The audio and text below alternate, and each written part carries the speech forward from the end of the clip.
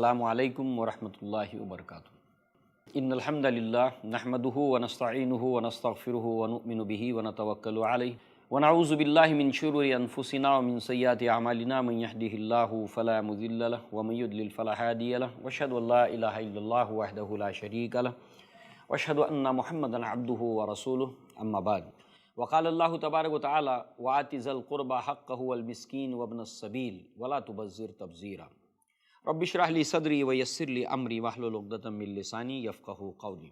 اصلاح معاشرہ کی بنیادیں اس عنوان کے تحت گزشتہ قسط میں ہم نے یہ دیکھا کہ اللہ تعالیٰ نے جو حکم دیا امر کہ رشتہ داروں کو دو ان کا حق، اور اسی کے تحت جو ہے وہ ایک بات جو گزشتہ قسط کے آخر میں ہمارے سامنے آئی کہ ممکن ہے کہ آپ کے حسن سلوک کے نتیجے میں رشتہ دار برا سلوک کریں، جیسے کہ وہ روایت آئی اور ابو بکر صدیق رضی اللہ عنہ کا واقعہ ہے۔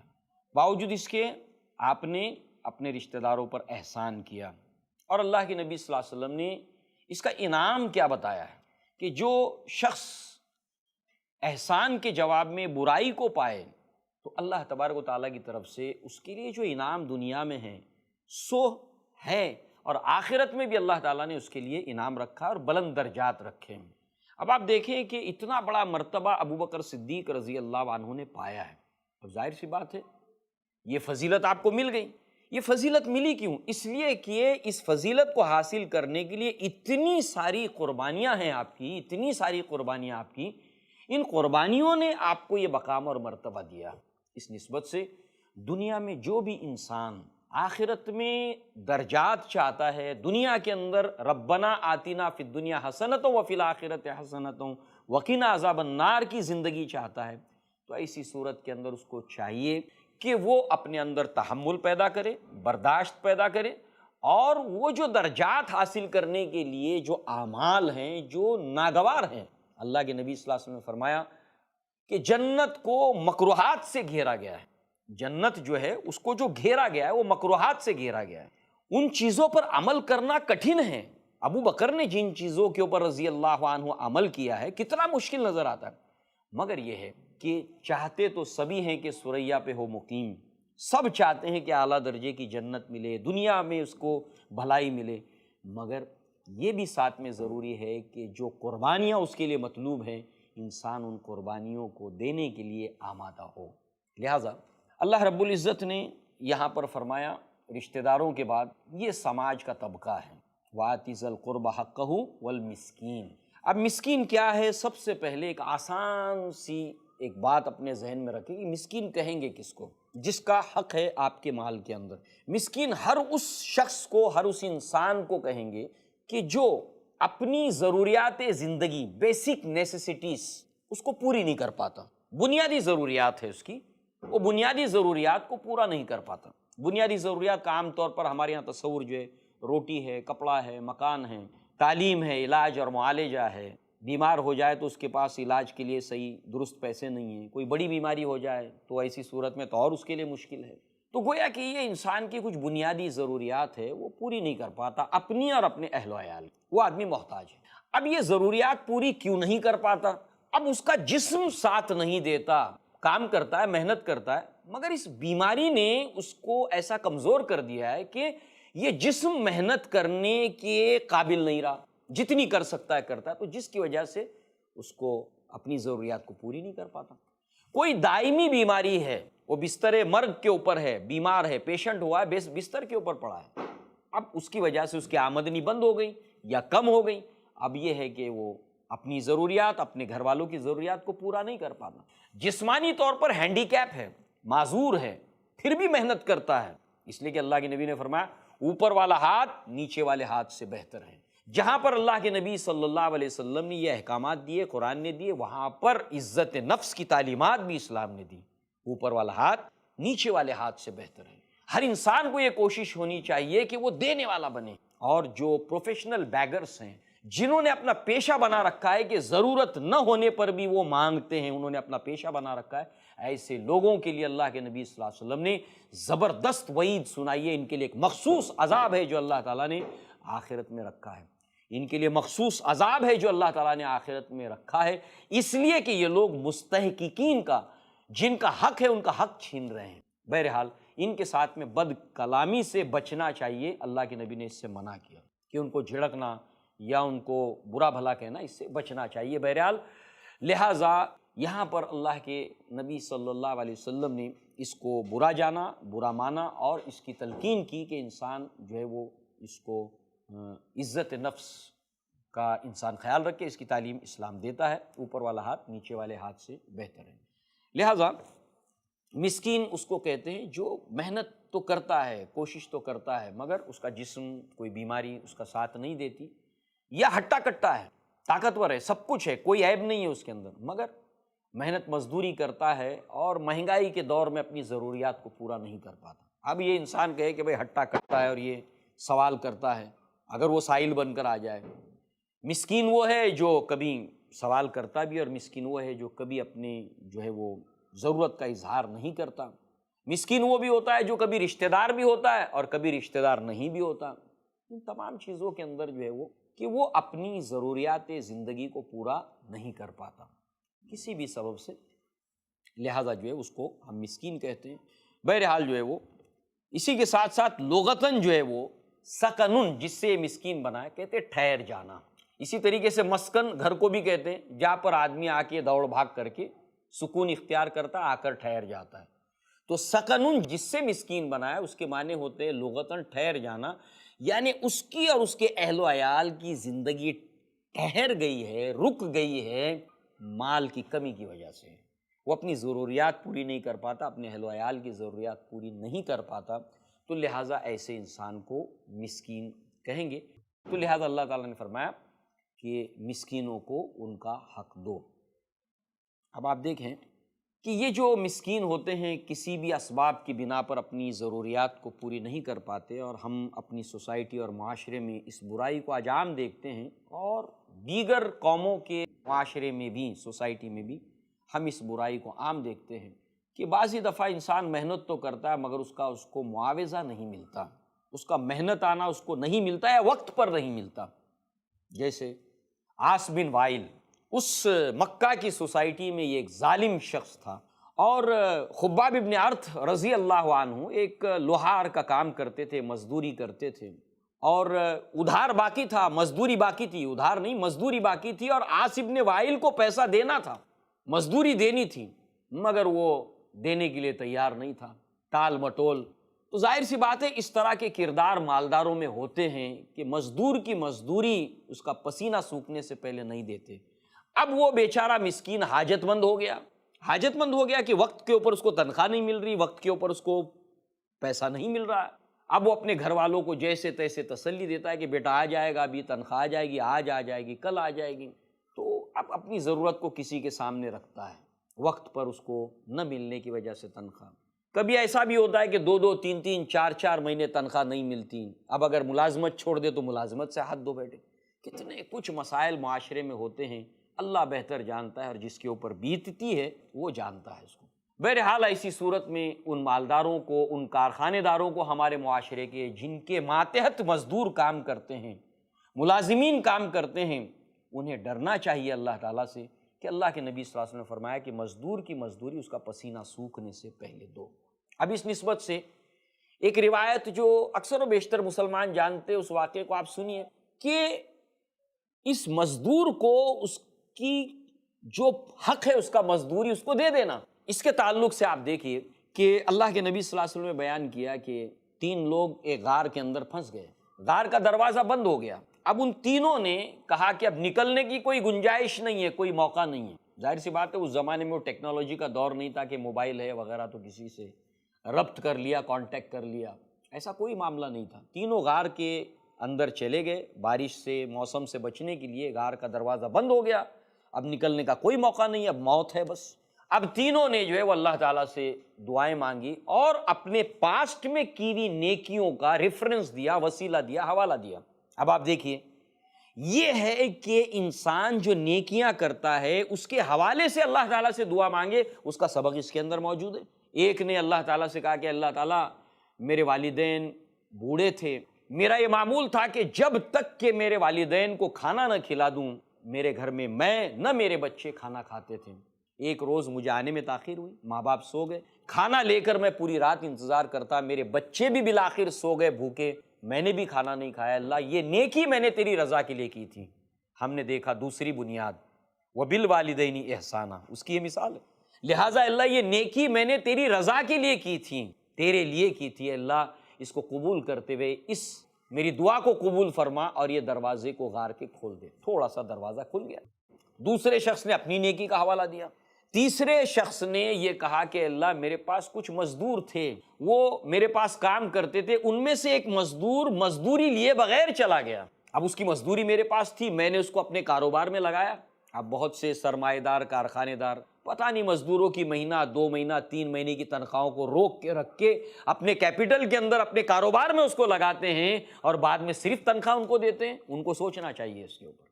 لہٰذا وہ مزدور چلا گیا، اس کی تنخواہ میرے پاس تھی، اس کو میں نے اپنے کاروبار میں لگایا، اس سے کاروبار بڑھا، اب اس سے جو ہے وہ اس کاروبار کے اندر جو منافع ہوا تو ظاہر سی بات ہے اس کا بھی سرمایہ لگا تھا اس میں مزدوری کا۔ جب وہ میرے پاس واپس آیا تو میں نے کہا کہ اللہ کے بندے، اس نے مجھ سے کہا کہ میری مزدوری مجھے دے دو، تو میں نے اس سے کہا کہ یہ فلاں بکریاں فلاں فلاں یہ ساری چیزیں تمہاری، اس کو لے جاؤ۔ اس مزدور نے کہا کہ آپ میرا کیوں مذاق اڑاتے ہو، یہ تو میری مزدوری نہیں بنتی، یہ تو زیادہ ہے۔ تو اس پر جو ہے وہ میں نے کہا کہ یہ تیری ہی مزدوری ہے جس کو میں نے اپنے سرمایے میں لگایا، اپنے کاروبار میں لگایا، لہٰذا اللہ یہ عمل میں نے تیرے لیے کیا تھا، تیری رضا کے لیے کیا تھا، لہٰذا اس عمل کو اللہ قبول فرماتے ہوئے اللہ اس کے غار کے دہانے کو کھول دے، اور پھر وہ غار کا دہانہ کھل گیا اور وہ تینوں باہر آ گئے۔ تو لہٰذا اس میں ہمارے لیے بڑی عبرت ہے، خاص طور سے ان سرمایہ داروں کے لیے، ان کارخانے داروں کے لیے جن کے یہاں 2 10 50 25 لوگ کام کرتے ہیں، کہ ان کی مزدوری ہمیں وقت پر دینی چاہیے، نہ جانے وہ کس طرح کی تکلیف سے گزر رہے ہوں، اور ایسی صورت میں جو ہے وہ اللہ تعالیٰ کے سامنے دعا گو ہوں، ان کی بیوی دعا گو ہو، ان کی والدہ دعا گو ہو، اور ظاہر سی بات ہے وہ چیز ہمارے لیے نقصان دہ ثابت ہو لاکھ نظر بند دعا بند نہیں ہے، ہو لاکھ نظر بند دعا بند نہیں ہے، اللہ کے بندوں کو نہ اس درج ستا دے۔ لہٰذا جو ہے وہ اللہ تبارک و تعالیٰ نے یہاں پر فرمایا وَآتِ ذِی الْقُرْبَى حَقَّهُ الْمِسْكِينَ، اور مسکینوں کو ان کا حق دو۔ مسکین کے تعلق سے ہم نے دیکھا کہ مسکین کون ہوتا ہے، لہٰذا جو ہے وہ اسی کے ساتھ ساتھ اللہ تبارک و تعالیٰ نے فرمایا وَابْنِ السَّبِیلِ، اور مسافروں کو، مسافروں کے حقوق ہیں اللہ تعالیٰ نے یہاں بھی ذکر کیا۔ اس کے علاوہ قرآن مجید کے دیگر مقامات کے اوپر بھی اللہ تعالیٰ نے مسافروں کا تذکرہ کیا۔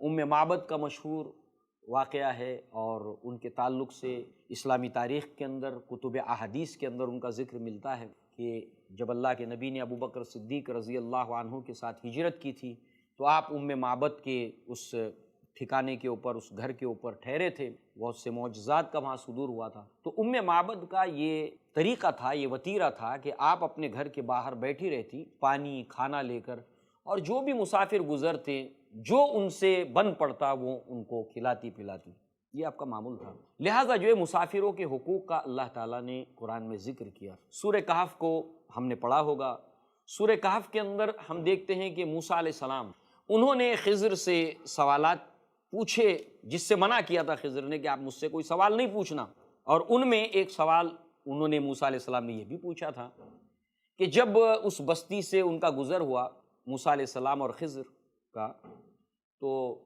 انہوں نے بستی والوں سے کھانا اور پانی مانگا، بستی والوں نے نہ کھانا دیا نہ پانی دیا، یہ مسافر تھے، مسافر کا حق انہوں نے نہیں پہچانا۔ تو خضر علیہ السلام نے کچھ آگے جا کر جو ہے وہ ایک دیوار کو، اس بستی کے اندر ایک گھر تھا، اس کی دیوار گرا چاہتی تھی، اس کو مرمت کر دیا، اس کو ریپیئر کر دیا۔ تو موسیٰ علیہ السلام نے کہا کہ آپ نے کیوں اس کو ریپیئر کیا، کہ ان لوگوں نے نہ ہمیں کھانا دیا نہ پانی دیا، یہ مسافر کا حق ہے، رائٹ ہے۔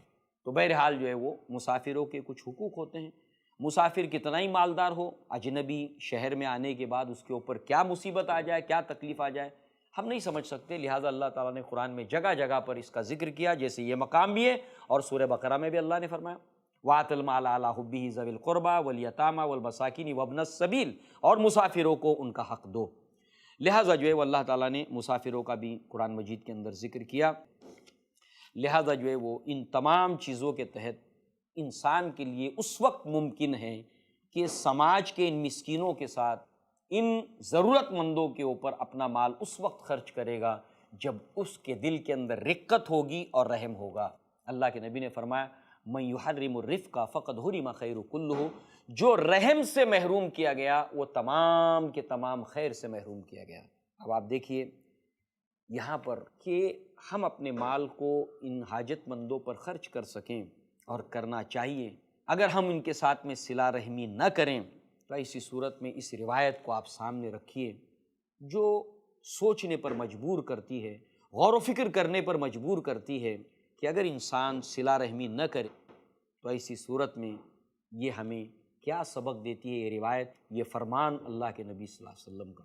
ابو ہریرہ رضی اللہ عنہ اس کے راوی ہیں، کہتے ہیں قال رسول اللہ صلی اللہ علیہ وسلم ان اللہ تعالی خلق الخلق حتی فرغ منہم قامت الرحم فقالت۔ ابو ہریرہ رضی اللہ عنہ فرماتے ہیں کہ اللہ کے نبی صلی اللہ علیہ وسلم نے فرمایا کہ بے شک اللہ تعالیٰ اپنی مخلوق کی تخلیق کر کے، یعنی اپنی مخلوق کو کریٹ کر کے جب فارغ ہوا، اس کام کو آپ نے مکمل کیا اللہ تعالیٰ نے، تو اس کے بعد جو ہے وہ رحم کھڑا ہو گیا، قامت الرحم، رحم جو ہے وہ کھڑا ہو گیا۔ تو فقالت، تو کہا رحم نے ھذا مقام العائز بک من القطیعۃ، کہ اس کا کیا معاملہ ہے، اس انسان کا کیا مقام ہے یا اس کا کیا معاملہ ہے جو رشتوں کو کاٹے، قطع رحمی کرے، صلہ رحمی کی بجائے۔ قال، اللہ تبارک و تعالیٰ نے کہا نعم، کیوں نہیں، اما ترضین ان اصل من وصلک واقطع من قطعک، کیا تو اس کے اوپر راضی ہے، رحم اللہ تعالیٰ رحم سے کہہ رہا ہے کہ تجھ سے جو جڑے گا اس سے میں جڑوں اور جو تجھ سے کٹے گا اس سے میں کٹوں۔ جو انسان اے رحم تجھ سے جڑے گا، اللہ کہہ رہا ہے میں اس سے جڑوں، اور جو تجھ سے کٹے گا، رحم کر کے ان ضرورت مندوں پر خرچ نہیں کرے گا، نہیں رحم کرے گا، گویا کہ رحم سے کٹ گیا وہ انسان، اپنے آپ کو کاٹ لیا، کٹھور من کا ہو گیا، تو میں اس سے کٹ جاؤں۔ کیا تو اس پر راضی ہے؟ اللہ تعالیٰ نے رحم سے کہا، تو رحم نے کہا کہ ہاں میں اس سے راضی ہوں، تو اللہ تعالیٰ نے فرمایا فذالک لک، ہاں تیرے لیے ایسا ہی ہے، جو تجھ سے کٹے گا میں اس سے کٹوں گا، جو تجھ سے جڑے گا میں اس سے جڑوں گا۔ یعنی اگر ہم اپنے مال کو ان حاجت مندوں پر خرچ کریں، صلہ رحمی کرتے ہوئے رشتوں کو جوڑنے والے بنیں، تو اللہ تبارک و تعالیٰ، اللہ کی رحمت ہمارے ساتھ جڑے گی، اور اگر ہم کٹیں گے اس سے تو اللہ تبارک و تعالیٰ کی رحمت ہم سے کٹے گی اور اللہ تبارک و تعالیٰ کا قرب ہم سے دور ہو جائے گا۔ لہٰذا آپ دیکھیں کہ اس مال کے خرچ کرنے کے معاملے میں شیطان انسان کے اندر کچھ خیالات پیدا کرتا ہے، اور اللہ تعالیٰ نے فرمایا الشیطان یعظکم الفقر، اور شیطان تمہیں ڈراتا ہے تنگی سے، فقر سے۔ ارے تو اللہ کی راہ میں خرچ کرے گا تو ایسی صورت میں پیسہ کم ہوگا اور تو محتاج ہو جائے گا، اور برے وقت میں یہی پیسہ کام آئے گا۔ عیسیٰ پیر نہ موسیٰ پیر، سب سے بڑا ہے پیسہ پیر۔ برے وقت میں کوئی رشتہ دار کام نہیں آتے، دوست کام نہیں آتے، سایہ بھی ساتھ چھوڑ دیتا ہے، یہی پیسہ ہے جو تجھے اور تیرے گھر والوں کو برے وقت کے اندر کام آئے گا۔ ایسی بہت سی باتیں شیطان اپنے اور اپنے کارندوں کے ذریعے سے ذہنوں میں ڈالتا ہے۔ اللہ نے فرمایا الشیطان یعظکم الفقر، شیطان تمہیں تنگی سے ڈراتا ہے۔ یہی عنوان اللہ کے نبی صلی اللہ علیہ وسلم نے فرمایا کہ 3 چیزیں ہیں کہ جو دینے سے بڑھتی ہیں، مگر شیطان وسوسہ ڈالتا ہے کہ یہ دینے سے گھٹ جائیں گی۔ وہ 3 چیزیں کیا ہیں؟ ایک تو یہ ہے کہ انسان جب دوسروں کی عزت کرتا ہے، تواضع اختیار کرتا ہے، اللہ کے لیے وہ تواضع، خاکساری اور پولائٹنس اختیار کرتا ہے، تو اللہ تعالیٰ نہیں اضافہ کرتا مگر اس کی عزت میں۔ مگر شیطان کیا کہتا ہے کہ اگر تو جھکے گا اور اگر تو تواضع اختیار کرے گا، تو نرمی اختیار کرے گا تو سامنے والا شیر ہو جائے گا، اس لیے تواضع مت اختیار کر۔ لہٰذا اللہ تعالیٰ کہتا ہے کہ کوئی انسان تواضع اختیار کرتا ہے تو نہیں اللہ تعالیٰ بڑھاتا مگر اس کی عزت کو بڑھاتا ہے، مگر شیطان الٹی پٹی پڑھاتا ہے۔ اسی طریقے سے اللہ کے نبی صلی اللہ علیہ وسلم نے فرمایا علم بانٹنے سے بڑھتا ہے، گھٹتا نہیں۔ ہمارے معاشرے میں اور یہ مشہور بات چلی آئی ہے جو ہم نے سنی ہے، اکثر و بیشتر نے سنی ہے، کہ ہمیشہ استاد ایک داؤ چھپا کر رکھتا ہے اپنے شاگرد سے۔ کیوں چھپا کے رکھتا ہے؟ اس لیے کہ شیطان اس کے دل دماغ میں یہ وسوسہ ڈالتا ہے کہ یہ تیرے برابر ہو جائے گا، یہ تیرے برابر ہو جائے گا یا تجھ سے آگے نکل جائے گا۔ ظاہر سی بات ہے، اللہ کے نبی صلی اللہ علیہ وسلم فرما رہے ہیں علم بانٹنے سے بڑھتا ہے، اور نمبر 3 مال تقسیم کرنے سے بڑھتا ہے۔ مگر دنیا کی اکنومی اور دنیا کے لوگ اور دنیا دار لوگ یہ بتاتے ہیں، اور شیطان یہ وسوسہ ڈالتا ہے کہ مال کو اللہ کی راہ میں خرچ کرنے سے، حاجت مندوں پر خرچ کرنے سے کم ہوتا ہے، مگر ہمارا دین ہم کو بتاتا ہے کہ نہیں، مال تقسیم کرنے سے حاجت مندوں پر اللہ تعالیٰ اس میں اور اضافہ کرتا ہے اور اللہ تعالیٰ برکت پیدا فرماتا ہے۔ اب ایک وعدہ شیطان کا ہے اور ایک وعدہ اللہ کا ہے، واللہ یعظکم مغفرۃ منہ وفضلا واللہ واسع علیم۔ اللہ تبارک و تعالیٰ تم سے وعدہ کرتا ہے اس کی مغفرت کا اور اس کے فضل کا، اور اللہ تعالیٰ وسعت والا ہے اور اللہ تبارک و تعالیٰ جاننے والا ہے۔ تو ایک وعدہ اللہ کا ہے، ایک شیطان کا ہے، چوائس ہمارے پاس موجود ہے۔ اللہ نے ہمیں حکم دیا وَآتِ ذَا الْقُرْبَى حَقَّهُ وَالْمِسْكِينَ وَابْنَ السَّبِيلِ۔ اب دونوں آپشنز ہمارے پاس میں موجود ہیں۔ اللہ کا وعدہ ہے، اللہ اپنے وعدے میں سچا ہے، اللہ اپنے قول میں سچا ہے۔ شیطان کا وعدہ فریب ہے اور جھوٹ ہے، اور ہمارے سامنے اللہ کی مغفرت ہے، اللہ کی جنت ہے، مال میں برکت ہے۔ جو شخص یہ چاہتا ہے کہ اس کی عمر میں اضافہ ہو، اس کی مال میں برکت ہو، اس کے مال میں زیادتی ہو، اس کو چاہیے کہ وہ اللہ کی راہ میں خرچ کرے اور صلہ رحمی کرے۔ یہ تمام وعدے اللہ اور اس کے رسول کے ہیں، اور شیطان کے وعدے جھوٹے ہیں۔ دنیا کے اندر اللہ اور اس کے رسول کا وعدہ سچا ہے، اور آخرت میں اگر ہم نے اس کے اوپر عمل نہ کیا تو ایسی صورت میں اللہ کے نبی صلی اللہ علیہ وسلم نے فرمایا قیامت کے دن کسی بھی آدم علیہ السلام کے بچے کے پاؤں زمین سے ہل نہیں سکیں گے جب تک کہ 5 سوالوں کے جواب نہیں دے دیتا۔ یسأل عن 5، جب تک کہ 5 سوالوں کے جواب وہ نہیں دے دیتا۔ نمبر 1 عن عمرہ فیما افناہ، ہم نے اس کو عمر دی تھی، اس نے کہاں پر خرچ کیا۔ وعن شبابہ فیما ابلاہ، ہم نے تجھے جوانی دی تھی، تو نے اس کو کہاں پر خرچ کیا۔ عمر کا حساب، جوانی کا حساب۔ وعن مالہ این اکتسبہ وفیما انفقہ، مال کہاں سے کمایا اور اس کو کہاں پر خرچ کیا۔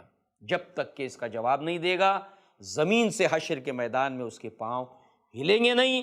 جہنمی بہت سے جہنم میں جائیں گے، ان سے سوال پوچھا جائے گا ما سلککم فی سقر، تم اس سقر میں، اس جہنم میں کیوں آئے؟ وہ کہیں گے، جو وجوہات بتائیں گے اس میں ایک وجہ یہ بتائیں گے لم نکن نطعم المسکین، ہم مسکینوں کو کھانا نہیں کھلاتے تھے، ہم مسکینوں کے اوپر خرچ نہیں کرتے تھے۔ دنیا اور آخرت میں خسارہ ہے اگر اللہ نے کسی کو مال دیا ہے اور وہ مال میں حق نہیں ادا کرتا جن کا حق اللہ تعالیٰ نے رکھا ہے، لہٰذا اس کے لیے دنیا اور آخرت میں رسوائی ہے، ناپسندیدگی ہے۔ لہٰذا دوسری چیز، اگر انسان اس کے اوپر عمل پیرا اگر نہیں ہوگا اس کے اوپر عمل پیرا، تو پھر ایک بات تو ضرور ہوگی، تیسرا کوئی آپشن نہیں ہے۔ مثال کے طور پر میں اس جگہ کے اوپر بیٹھا ہوں، تو اب جو ہے وہ ہوا کے لیے میں نے کوئی جگہ نہیں چھوڑی اور اس جگہ کو میں نے آکوپائی کر لیا، اس جگہ کو میں نے گھیر لیا۔ جیسے میں اس جگہ کو چھوڑ دوں تو اس جگہ کو ہوا جو ہے وہ اس جگہ کو گھیر لے گی۔ اسی طریقے سے اگر مال کو اس جگہ پر خرچ نہیں کیا گیا جیسے اللہ تعالیٰ نے حکم دیا ہے، تو ایسی صورت میں دنیا میں انسان اس راستے پر ضرور پڑے گا جس کے اوپر شیطان اس کو ڈالنا چاہتا ہے، اس راستے پر ضرور جائے گا، اور تیسرا کوئی آپشن نہیں ہے۔ لہٰذا اسی کی تفصیلات ہم انشاءاللہ اگلی قسط میں دیکھیں گے۔ وَلَا تُبَذِّرْ تَبْذِيرًا إِنَّ الْمُبَذِّرِينَ كَانُوا إِخْوَانَ الشَّيَاطِينَ، اور مال کو لے کر تبذیر، اس کو انلو تنلو اڑاؤ مت، اس کو جہاں تہاں پھینکو مت بے فضول، اس لیے کہ یہ تبذیر کرنے والے شیطان کے بھائی ہیں، اور شیطان اپنے رب کا ناشکرا ہے۔ انشاءاللہ اس کے اوپر تفصیلی گفتگو ہوگی۔ اقول قولی ھذا واستغفر اللہ لی ولکم ولسائر المسلمین والمسلمات، وآخر الدعوانا ان الحمد للہ رب العالمین۔ السلام علیکم ورحمۃ اللہ وبرکاتہ۔